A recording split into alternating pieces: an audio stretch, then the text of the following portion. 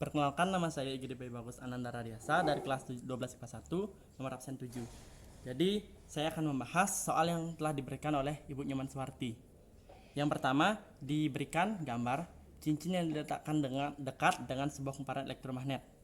Yang diberikan 3 kasus, di mana saya harus menentukan arah arus induksi masing-masing. Jadi, kasus pertama yaitu tepat saat saklar ditutup, di mana ketika saklar ditutup, terjadi aliran elektromagnetik pada kumparan yang bisa dilihat yaitu mengarah ke atas seperti ini. Lalu dapat kita tentukan berdasarkan kaidah tangan kanan, kutub utaranya berada di kiri kumparan, sedangkan kutub selatannya berlawanan arah yaitu di kanan kumparan. Sedangkan dapat kita ketahui bahwa flux magnetnya yaitu bergerak menuju ke arah selatan, bergerak menuju kutub selatan. Sedangkan berdasarkan hukum Lenz, ternyata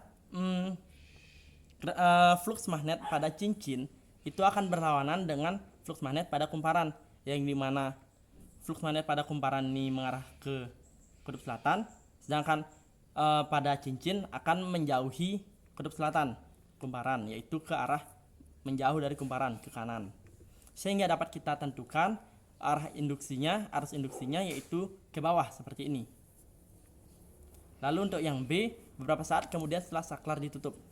Jadi ketika beberapa saat kemudian setelah saklar ditutup, memang masih terjadi flux magnetik atau perubahan flux magnetik, namun tidak sesignifikan ketika pada kasus pertama, sehingga terdapat sedikit flux magnet pada cincin sehingga namun dengan jumlah yang sedikit dan menuju fase normal atau nilai 0, sehingga dengan nilai yang kecil tersebut dengan arahnya tetap ke bawah seperti ini.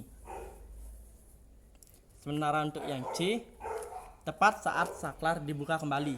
Jadi ketika saat saklar dibuka kembali, tidak terdapat aliran elektromagnetik pada kumparan, sehingga terjadi perubahan flux magnetik yang cukup besar pada kumparan, sehingga itu mempengaruhi cincin, yang dimana flux magnetik pada cincin juga berubah atau berlawanan arah dari awalnya menjauhi kumparan menjadi mendekati kumparan, yang dimana ini juga mengubah arah arus induksi yang awalnya ke bawah menjadi ke atas seperti ini. Lalu untuk yang nomor 2, di mana terdapat batang konduktor pada sebuah medan magnet, di mana massa dari konduktor yaitu 120 gram dengan panjangnya 80 cm dan massa beban 40 gram dengan medan magnet sebesar 0,2 Tesla dan menembus keluar bidang.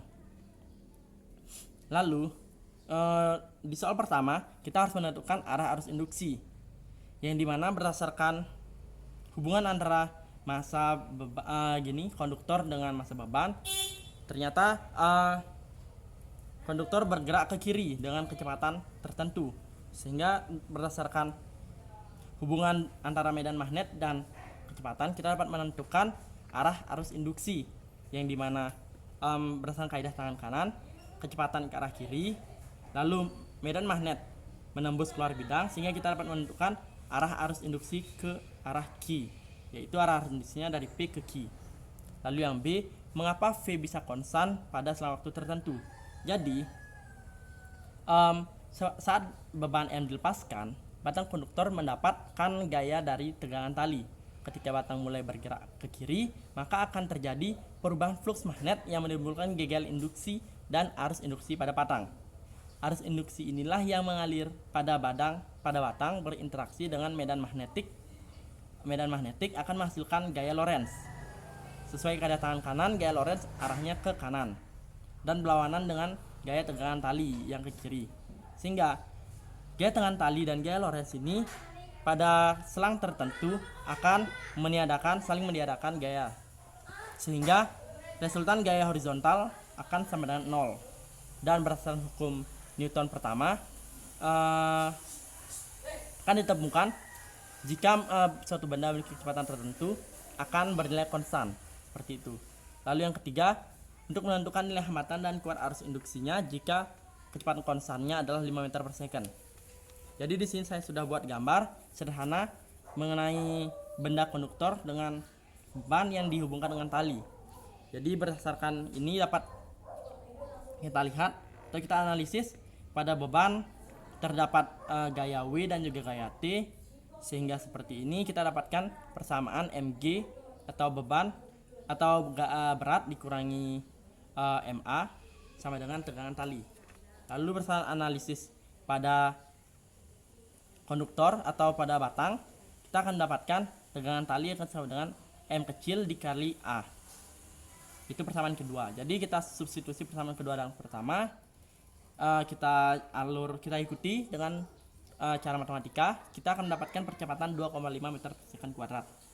Dan dengan percepatan kita akan mendapatkan gaya tegangan tali sebesar 0,3 Newton.